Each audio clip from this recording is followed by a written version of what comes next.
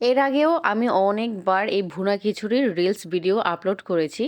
তো সেই সময় অনেকে আমাকে রিকোয়েস্ট করেছিলেন আমি যেন ভুনা খিচুড়ির সম্পূর্ণ রেসিপিটা আপনাদের সাথে শেয়ার করি। আজকের এই মজাদার ভুনা খিচুড়ি তৈরি করার জন্য প্রথমেই আমার লাগছে মুগ ডাল, যেটাকে আমি খুব ভালোভাবে প্রথমে ভেজে নেব। ভাজা হয়ে গেলে ওই একই পাত্রে দিয়ে দিচ্ছি বেশ খানিকটা পানি। ডালগুলোকে খুব ভালোভাবে 8 থেকে 10 মিনিটের মতো সেদ্ধ করে নিতে হবে। ঠিক মতো সেদ্ধ হয়েছে কিনা সেটা একটা ডাল চাপ দিলেই বুঝতে পারবেন। এবার পরিমাণ মতো চাল নিয়ে নিচ্ছি। এখানে আমি 5 পট চাল নিয়েছি, প্রায় 1.5 কেজির মতো। খিচুড়ি রান্না করার জন্য বড় একটা হাঁড়ি নিয়েছি। এর মধ্যে পরিমাণ মতো তেল আর পেঁয়াজ কুচি দিয়ে দিলাম।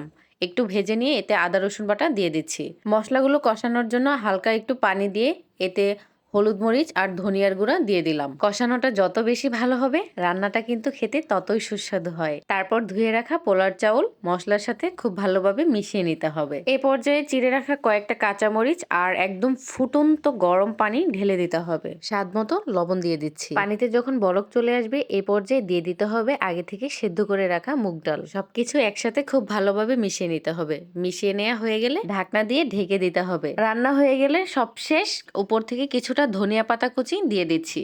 আবারও সবকিছু একসাথে মিলিয়ে নেব। ভুনা খিচুড়ি একদম ঝরঝরা রাখতে কিন্তু অবশ্যই পানির পরিমাণটা বুঝে তারপর অ্যাড করতে হবে। এই যেমন আজকে আমি 1.5 কেজি চালের ভুনা খিচুড়ি রান্নার ক্ষেত্রে 3 কেজি পরিমাণ পানি ব্যবহার করেছি, মানে দ্বিগুণ ব্যবহার করতে হয়। আমার রেসিপিগুলো যদি আপনাদের ভালো লেগে থাকে অবশ্যই লাইক কমেন্ট শেয়ার দিয়ে পাশে থাকবেন, কারণ আপনাদের একটা শেয়ারই পারে আমাকে অনেক দূর নিয়ে যেতে। আল্লাহ হাফেজ, আসসালামু আলাইকুম।